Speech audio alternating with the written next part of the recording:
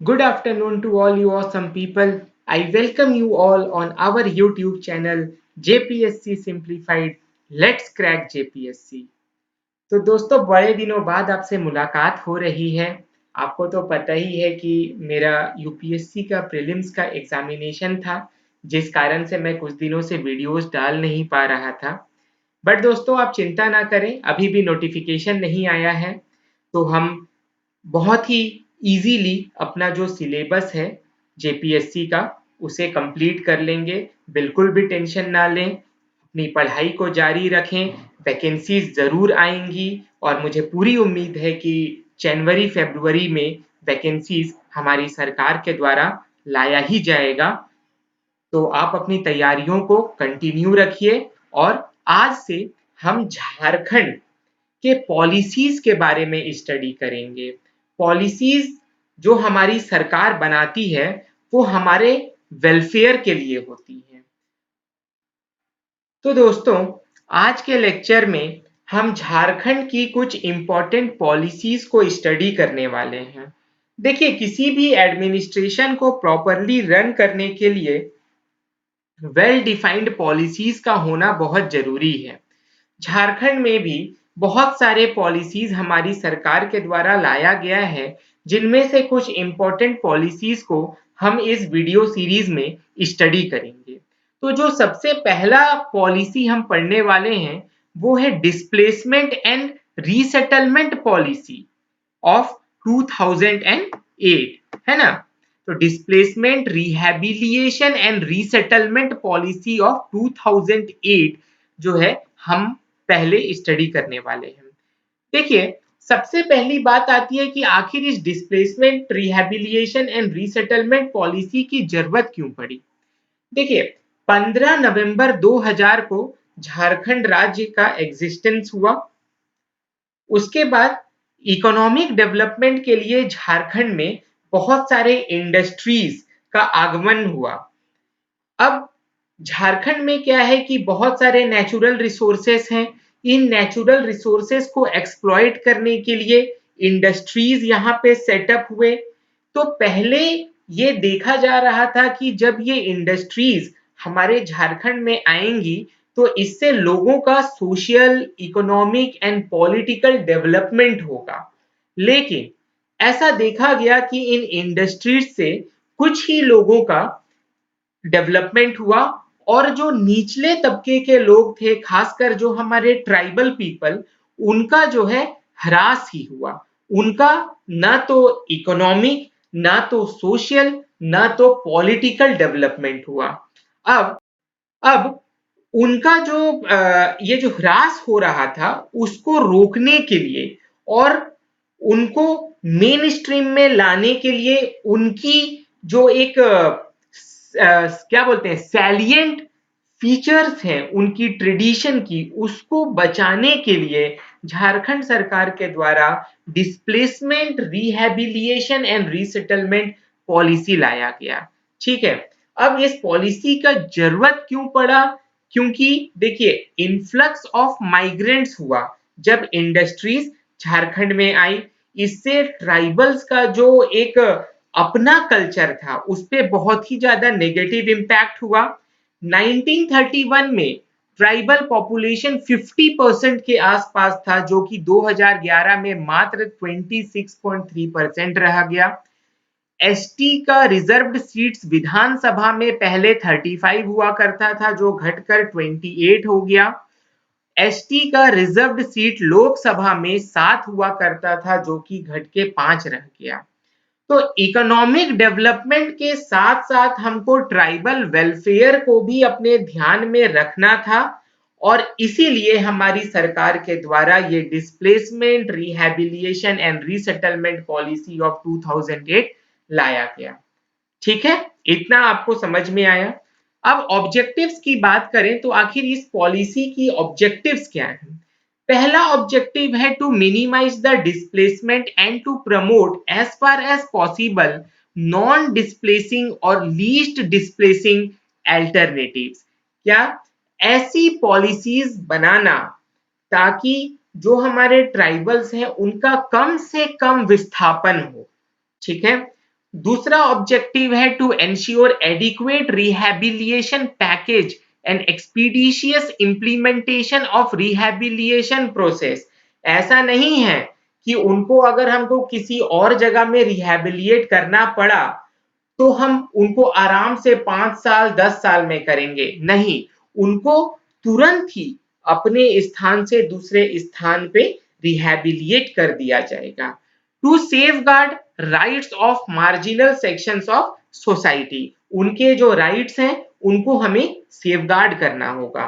To provide a better standard of living making concerted efforts for providing sustainable income to affected. मतलब क्या है कि उनको सिर्फ रिहैबिलिएट और रीसेटल ही नहीं करना है, बल्कि उनको प्रॉपर इकोनॉमिक अपॉर्चुनिटीज भी देना है ताकि वो उनका जो स्टैंडर्ड ऑफ लिविंग है उसको वो मेंटेन कर सके। तो ये सारे ऑब्जेक्टिव्स होंगे हमारे rehabilitation and resettlement policy of 2008 का। उसके बाद to integrate rehabilitation concerns into the development planning and implementation process. Okay, और लास्ट जो ऑब्जेक्टिव है वो है to facilitate harmonious relation between land acquiring party and affected families. जो ये ट्राइबल्स हैं और जो इंडस्ट्रीज हैं, इन दोनों के बीच में एक हार्मोनियस रिलेशन हो, कॉन्फ्लिक्ट ना हो, ताकि इंडस्ट्रीज भी जो है अपना इकोनॉमिक डेवलपमेंट का काम करें, साथ साथ में जो इकोनॉमिक डेवलपमेंट हो उसका फायदा हमारे ट्राइबल्स को मिले, वो भी अपनी लाइफ को सुचारू रूप से कंटिन्यू रख सकें। यही सभी ऑब्जेक्टिव्स के साथ हमारी सरकार रिहैबिलिएशन एंड रीसेटलमेंट पॉलिसी ऑफ 2008 लेकर आई है। ठीक है, तो डेट और सर्टेन ऑब्जेक्टिव्स ये आप याद रखिएगा, इस तरीके के ही क्वेश्चंस आपको पूछेंगे। देखिए पॉलिसीज जो है एक तो आपके प्रीलिम्स के पॉइंट ऑफ व्यू से भी इंपॉर्टेंट है और मेंस के पॉइंट ऑफ व्यू से भी इंपॉर्टेंट है। प्रीलिम्स के पॉइंट ऑफ व्यू से क्या कि इसके जो सैलिएंट फीचर्स हैं उनको उठा के क्वेश्चंस के फॉर्म में आपको पूछेगा, और मेंस के पॉइंट ऑफ व्यू से क्या है कि एक तो आपके ये आंसर्स को एनरिच करेगा, आप आंसर्स में अगर सरकारी पॉलिसीज को डालते हैं तो इससे आपको एक एडेड एडवांटेज मिलता है दूसरे कैंडिडेट्स के मुकाबले। ठीक है, और डायरेक्ट क्वेश्चंस तो पूछे ही जा सकते हैं कि explain about the rehabilitation and resettlement policy of 2008 of Jharkhand government. ठीक है, तो इस तरीके के क्वेश्चंस आपसे पूछे जाएंगे, और ऑब्वियसली आप जिस पोस्ट के लिए तैयारी कर रहे हैं, जब आप उस पोस्ट में जाएंगे तो जब तक आपको सरकार की नीतियां नहीं पता होंगी तो आप किस तरीके से अपने आप को सरकार के हिसाब से आगे बढ़ाइएगा। ठीक है, तो आपको काम करना भी डिफिकल्ट हो जाएगा अगर आपको सरकार की नीतियां नहीं पता है। इसीलिए सरकार की जितनी भी पॉलिसीज हैं वो आपको जानना है। एग्जामिनेशन पॉइंट ऑफ व्यू से भी ये टॉपिक इंपॉर्टेंट है, और आपके सर्विस कंडीशंस के हिसाब से भी ये टॉपिक आपके लिए बहुत इंपॉर्टेंट है। ठीक है, तो आइए अब हम जो निटिग्रिटीज हैं रिहैबिलिएशन एंड रीसेटलमेंट पॉलिसीज की उसको हम देखते हैं। सबसे पहला इसमें क्या है कि कुछ डेफिनेशंस दिए हुए हैं। अब उन डेफिनेशंस को हम एक बार देख लेते हैं, क्योंकि प्रीलिम्स में ज्यादातर क्वेश्चंस जो है ना इन्हीं से पूछा जाएगा। तो जो पहला डेफिनेशन है वो है administrator for rehabilitation and resettlement का। तो कौन है ये administrator for rehabilitation and resettlement? ये एक ऐसे ऑफिसर हैं जो कि डेप्यूटी कमिश्नर के रैंक से नीचे के नहीं होने चाहिए। ठीक है, वेरी इंपॉर्टेंट कि administrator for rehabilitation and resettlement means no officer below the rank of deputy commissioner appointed for the purpose of resettlement and rehabilitation of affected persons। ध्यान दीजिएगा। दूसरा जो डेफिनेशन है वो है अफेक्टेड फैमिलीज का। तो किन फैमिलीज को अफेक्टेड फैमिलीज की श्रेणी में रखा जाएगा? पहला, a family whose primary place of residence or other property is adversely affected by the acquisition of land for a project or involuntary displacement for any other reason। क्या बोल रहा है? ये बोल रहा है कि ऐसी फैमिलीज जिनका कोई भी अगर हम प्रोजेक्ट लगा रहे हैं उससे उनका जो लैंड है वो एक्वायर किया जा रहा है या वो अफेक्ट हो रहा है, या इनवॉलंटरी मतलब उनकी इच्छा के बिना उनका डिस्प्लेसमेंट हो रहा है किसी रीजन से, ऐसे फैमिलीज को हम अफेक्टेड फैमिलीज की श्रेणी में रखेंगे। दूसरा, any agricultural or non-agricultural laborer, landless person, not having homestead land, agricultural land, or either homestead or agricultural land, rural artisan, small trader और सेल्फ एम्प्लॉयड पर्सन। तो सिर्फ ऐसी फैमिलीज जिनका वहां पे लैंड है या लैंड अफेक्ट हो रहा है वही नहीं, बल्कि ऐसे लोग भी जिनका खुद का लैंड नहीं है वहां पे, बट वो एग्रीकल्चरल या नॉन एग्रीकल्चरल लेबरर हैं, वो लैंडलेस पर्सन हैं, वो आर्टिशन हैं, स्मॉल ट्रेडर्स हैं या सेल्फ एम्प्लॉयड पर्सन हैं, जो अफेक्ट हो रहे हैं इस पॉलिसी से, वो भी अफेक्टेड फैमिली के दर्जे में आएंगे। तीसरा है अफेक्टेड एरिया। अफेक्टेड एरिया क्या होगा? तो एरिया ऑफ विलेज और locality notified by the state government under paragraph 6.1 of this policy. समझ गए होंगे आप, बहुत ही इजी शब्दों में लिखा है। अगला है एग्रीकल्चरल लेबरर कौन है? तो a person primarily resident in the affected area for a period of not less than 15 years in non-scheduled areas and 30 years in the scheduled areas of the state immediately before the declaration of the affected area as certified by the concerned gram sabha। तो agricultural labourer के अंदर वो लोग आएंगे जो कि non scheduled area में कम से कम 15 साल से ज्यादा और शेड्यूल्ड एरियाज में 30 ईयर्स से ज्यादा के पीरियड में रह रहे होंगे। और ये कौन सर्टिफाई करेगा? तो ग्राम सभा सर्टिफाई करेगा। ऐसे लोगों को एग्रीकल्चरल लेबरर्स कहा जाएगा इस एक्ट के तहत। उसके बाद अगला डेफिनेशन है एग्रीकल्चरल लैंड का। तो एग्रीकल्चरल लैंड का मतलब होता है ऐसे लैंड जहां पे एग्रीकल्चर या हॉर्टिकल्चर किया जा रहा है। हॉर्टिकल्चर मतलब फल उगाए जाते हैं, डेयरी फार्मिंग किया जा रहा है, पोल्ट्री फार्मिंग किया जा रहा है, पिस्सीकल्चर किया जा रहा है। पिस्सीकल्चर मतलब क्या होता है? फिश का जो हम कल्चर करते हैं, रियरिंग करते हैं, ब्रीडिंग ऑफ लाइफ स्टॉक और other nursery growing medicinal herbs, raising of crops, grass or garden produce, and land used by an agriculturalist for the grazing of cattle but does not include land used for cutting of wood only।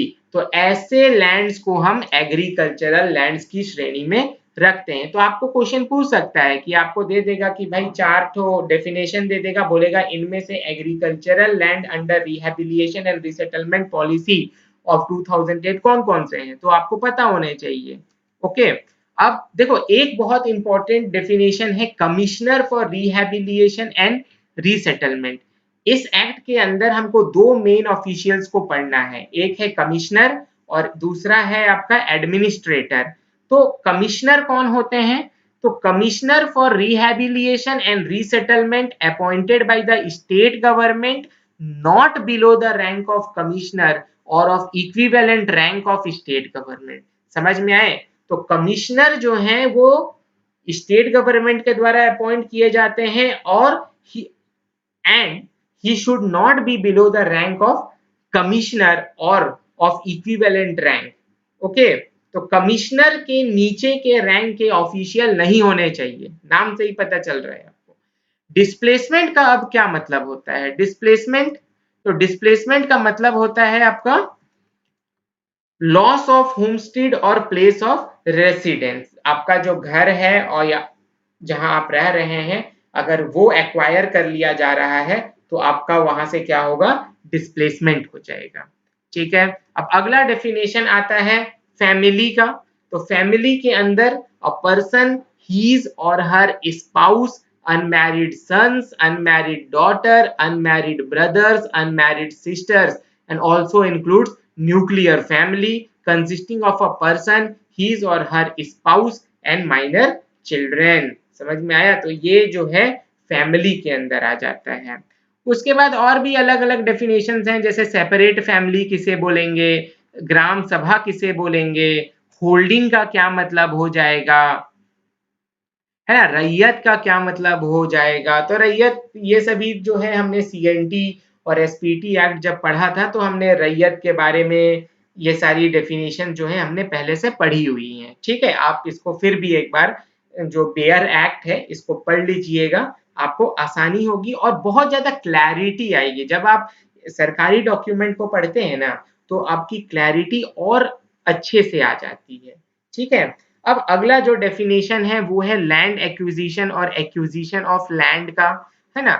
उसके बाद municipal area भी इसके अंदर define किया गया है, non agricultural labourer क्या कौन है, नोटिफिकेशन का क्या मतलब है, न्यूक्लियर फैमिली क्या है, ऑक्यूपायर्स क्या है।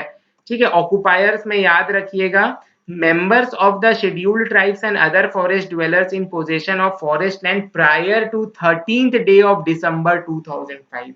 तो ये पता होना चाहिए कि 13th डे ऑफ दिसंबर 2005 से पहले जो लोग यहाँ पे रह रहे हैं शेड्यूल्ड ट्राइब्स और फॉरेस्ट ड्वेलर्स, उनको ऑक्यूपायर्स बोला जाएगा।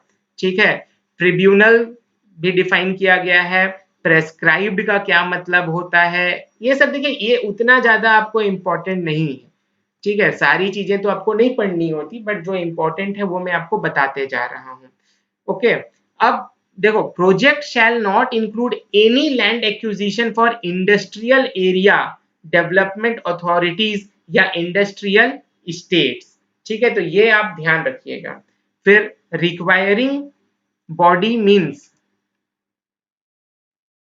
a company, a body corporate, an institution or any other organization for whom land is to be acquired by the state government। ठीक है, तो जिस भी बॉडी के लिए स्टेट गवर्नमेंट के द्वारा लैंड का एक्विजिशन किया जा रहा है उसे हम रिक्वायरिंग बॉडी बोलते हैं। ये इंपॉर्टेंट डेफिनेशन है। रीसेटलमेंट एरिया का क्या मतलब है, any area so declared under paragraph 6.9 of this policy bye the state government. ठीक है, तो इतना जो है डेफिनेशंस आपको पता होना चाहिए। ठीक है,